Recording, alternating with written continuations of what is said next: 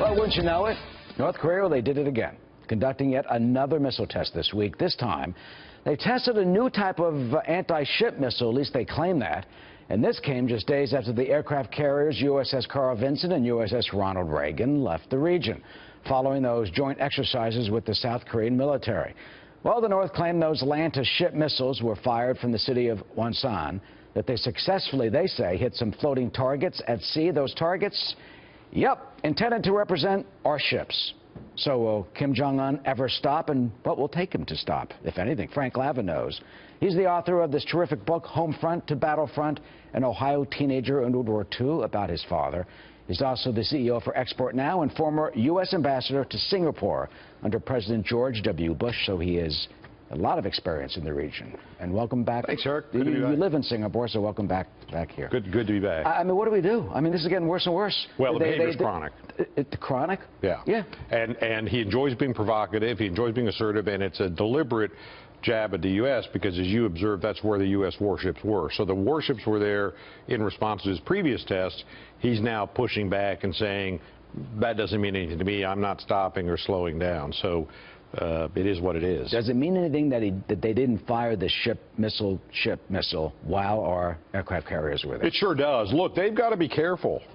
It's one thing to be symbolically, active and showing strength. There's another thing to be reckless. If they accidentally hit a U.S. target or hit something in Japan, the U.S. would have to respond, or Japan would have to respond. So they need to be a little bit prudent, despite some of their bravado and their rhetoric. And I think it's wise of them to wait until the U.S. ships left the area. And they haven't had a nuclear test, as was expected. Correct.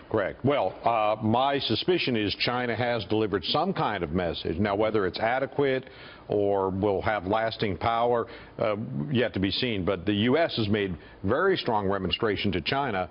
I think China has made some kind of signal to North Korea, but we just don't know yet the lasting impact of that. Do you think we actually have made progress on this issue? We've got more sanctions at the UN Security Council. Some, though, say that wasn't enough. Yeah. It didn't target enough. It wasn't broad enough. Do you have any good news on this front?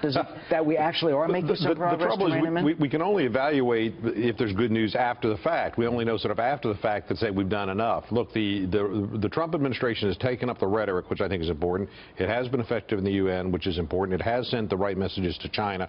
So all of those are building blocks. Whether that's adequate or not, we only know weeks or months after the fact. And I think there's the prospect of more actions from the administration vis-a-vis China. For example, targeting firms in China that do business, sanctioning firms in China that do business with North Korea, putting global sanctions on these firms. Would they actually do that? I mean, even if Beijing would anger Beijing? Yeah, I think we would, but I think it's important that the administration undertake signals first, undertake a warning process first, and let Beijing know, look, we're going to start this in 30 days or 60 days. Unless you shut it down, we're going to work to shut it down. We've been talking about Beijing and the coal exports that they say that have been basically stopped, and the trade. Now you got Russia. You got Vladimir Putin to worry about, believe it or not. Right. I mean, they're moving in. Yeah. Well, Putin enjoys taking advantage of any opportunity to wrong-foot the U.S. He enjoys that, and there's no doubt in my mind that if there's an opportunity to support North Korea and send them a quiet message, he's going to do that. Here's what USA Today said about this, basically saying that the Russians can kind of backfill if China does cooperate. A larger Russian trade relationship with North Korea could negate some of that, what China may do. A regular oil tanker ship traffic between Russia and North Korea, who knew, and the rail line that's being repaired are evidence that Russia could replace some Chinese oil supplies. Russia could cause mischief in North Korea for the U.S., South Korea, and Japan.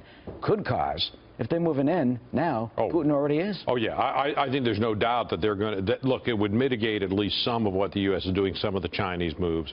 And Putin enjoys wrong-footing the U.S. There's no doubt in my mind that's part of his motivation. So Kim Jong Un's strategy, I mean, he just continues to be provocative. Sure. And get right up to the line. Yeah. Do you see a day when and if, how is this resolved? Can it be in any true manner? Look, he's got a number of structural problems in his economy, but we know this regime can survive even significant economic downturn. But I do think it inhibits him and constrains to some extent. So a lot of what he's doing is bravado, I think, that he doesn't really intend to go the next step and directly threaten South Korea, Japan, or the U.S. militarily. But he always wants to be cheeky. He always wants to be assertive. He always wants to step on our toes. And it's important that we find the right ways to push back. I think sending the two carriers years in after the last test was exactly the right way.